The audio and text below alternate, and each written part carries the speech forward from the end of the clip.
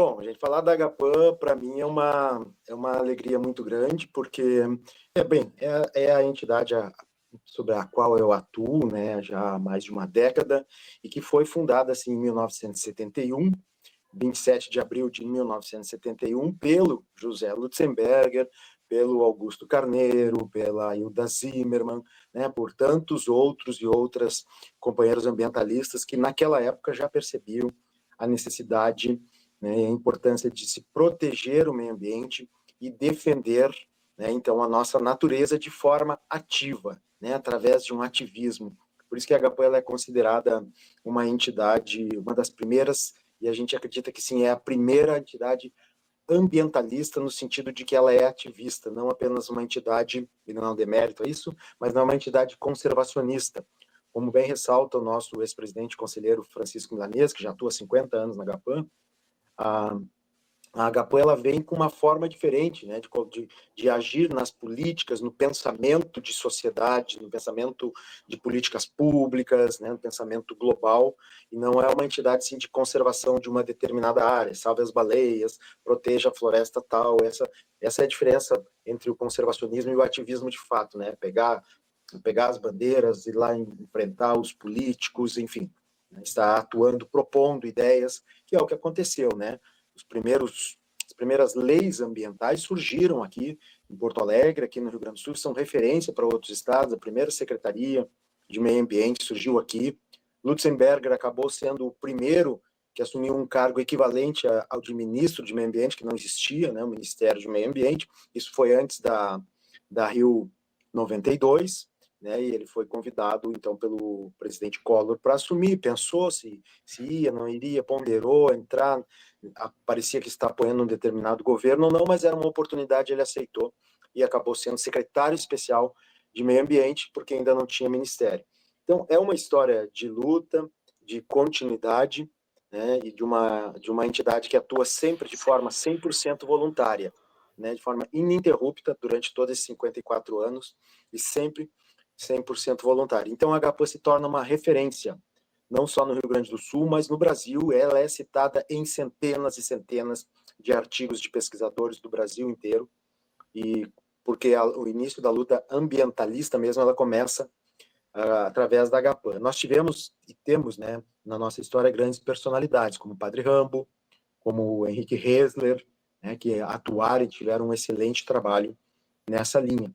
Então, essa é a referência que a gente faz do início do movimento ambiental, e é reconhecido no Brasil inteiro, no mínimo, né? Só para ter uma ideia, o Greenpeace é de 1971 também, mas eles mantinham lá na página deles, que era lá por agosto, mais ou menos. Agora tiraram, eu não sei mais qual é a data certa, mas eu me lembro quando eu fiz uma pesquisa há alguns anos, foi alguns meses depois da Agapan.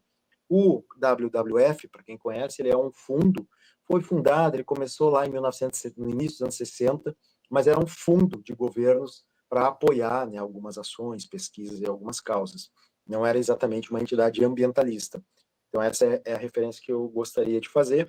E a gente segue na luta, né? Até hoje, aí, com textos, inclusive, A Febre de Gaia é um dos textos do Lutzenberger, que ele escreveu e foi publicado em 1999, originalmente em inglês, na The Ecologist, né, uma revista britânica, e depois traduzido para o português, e está disponível lá no site da Fundação Gaia, que é uma outra entidade também criada pelo Lutzenberger, que é tocada pela filha dele, a Lara Lutzenberger.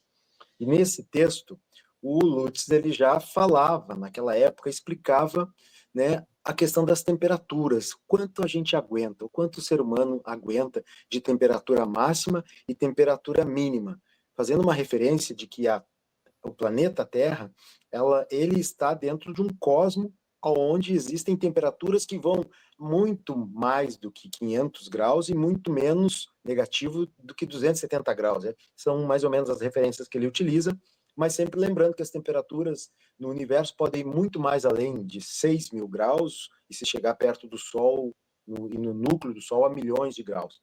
Então, qual é a faixa que nós podemos sobreviver, se não aproximadamente 20, 40 graus negativos, e para cima, quantos? 40, 50, 60 graus, né, positivos. Se a gente for pensar na água, o quanto a água de 0 graus ela está num estado sólido, quando ela chega a 100 graus, ela está no estado gasoso. Mas nesse meio tempo ela passou pelo estado líquido. Olha a transformação da água em 100 graus. Imagina o que é 500 ou 700 graus que o Lutz colocaria ali, que seria possível que se chegasse se nós não tivéssemos um equilíbrio ecológico, né? Um equilíbrio climático. E então ele perguntava já naquela época o quanto nós vamos aguentar e até que ponto nós vamos ter que chegar para o ser humano se dar conta de que ele está mexendo nessa fina camada aonde nós conseguimos sobreviver. E o Lutz faleceu no ano 2002, ou seja, ele não chegou a ver o que nós alcançamos em 2024, agora, 25 anos depois da morte dele, que é atingir o primeiro patamar do alerta climático de 1,5 graus Celsius, ou centígrados, acima da média pré-industrial. Em apenas 25 anos do alerta do Lutz, nós já chegamos nesse primeiro ponto do aquecimento global, e a gente já está vendo aí tudo que nós estamos vendo pelo mundo, não só aqui no Rio Grande do Sul, mas a gente tem muitas imagens, percebe que o mundo inteiro está em colapso climático. E esses 25 anos, desde a morte do Lúcio, ou desde o texto do Lúcio, 99 até 2024, em termos geológico, planetário, equivale a um segundo. Ontem ele falou isso, hoje nós já está acontecendo. E o que nós estamos fazendo? Pouco ou quase nada, né, gente? Nem as COPs têm dado resultado suficiente. Desde lá de 1972, se a gente for contar com Estocolmo, né, imagina, um ano depois da fundação da GAPAM, da criação da GAPAM, já se começou a ter algumas reuniões, né, dos países membros lá da ONU, enfim, e até hoje o que se avançou? Claro que teve avanços, mas muito pouco dentro do que a gente espera.